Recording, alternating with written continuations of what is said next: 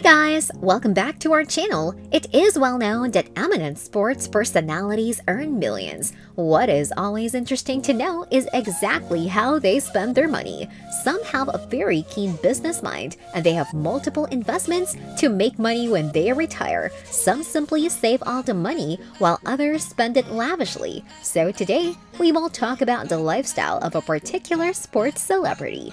Having sports cars is one of the biggest trademarks of someone being rich. Now, what about those who drive these cars as their very profession? Yes, we are talking about the F1 racers. The first one that comes to our mind after F1 is Lewis Hamilton. This Englishman has become the face of F1 sport. He has won several world championships so far. He competes for Mercedes and holds multiple records.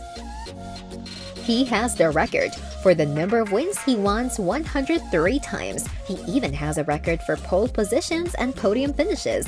One thing nobody can deny is that Hamilton is one of the richest F1 drivers. He has collected millions in his 16 years of career.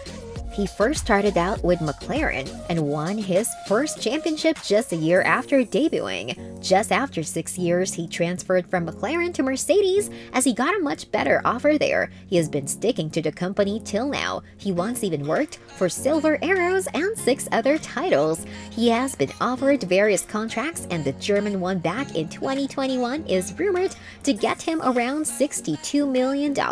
He has walked with Tommy Hilfiger, then Monster Energy, Sony, Bell Helmets, IWC, Puma, Bose Petronas, and various other famous companies. Added to this is the fact that he is strongly against racism and is an active supporter of the LGBTQ+ community. One thing very important to note is that he has rejected offers from companies and brands that told him not to raise his voice against racism or support LGBTQ+. Now about his spending. He owns a penthouse in New York City which costs $43 million.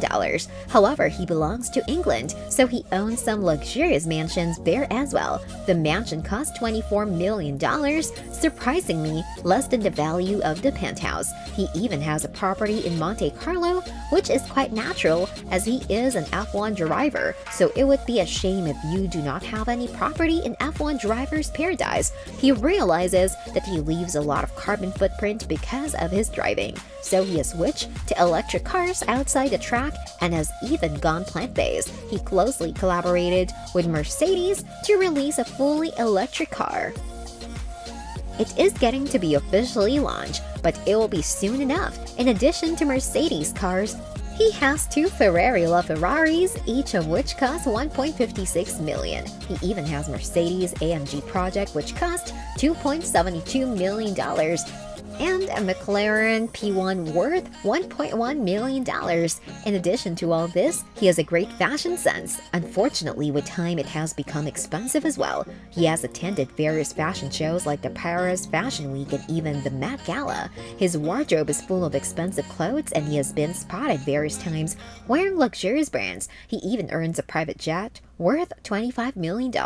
In 2019, he sold his private jet and renovated his home to make it carbon neutral. Another thing about him is that he loves to travel. When he's not racing around the world, he travels and visits various other places. He has used millions to travel some exotic places and try out various adventure sports. From surfing to skydiving, he has done all of it.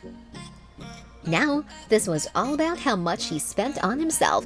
As we have mentioned multiple times, he is an activist and has spent a vast amount of his fortune tackling social and environmental issues. For example, in 2020, he donated around $50,000 to help all those affected by the Australian bushfires and needed financial support. Along with his entire F1 team, he supports kids from all sorts of fields to study maths, engineering, and science. So we can see that he likes to spend on himself and give something in return to society as well. Talking about his races, he was very disappointed when he finished 13th at the Imola and 14th in the sprint the next day. Talking about how he could not get Mercedes to Q3 for the first time since 2012. He said he could not make up in the sprint and lost points and positions. The car did not feel that great. Well, we know that he will be back to his form in no time. So with this, we come to the end of our video. If you liked the video, then like, share, and subscribe to our channel. Don't forget to hit that bell icon and stay updated.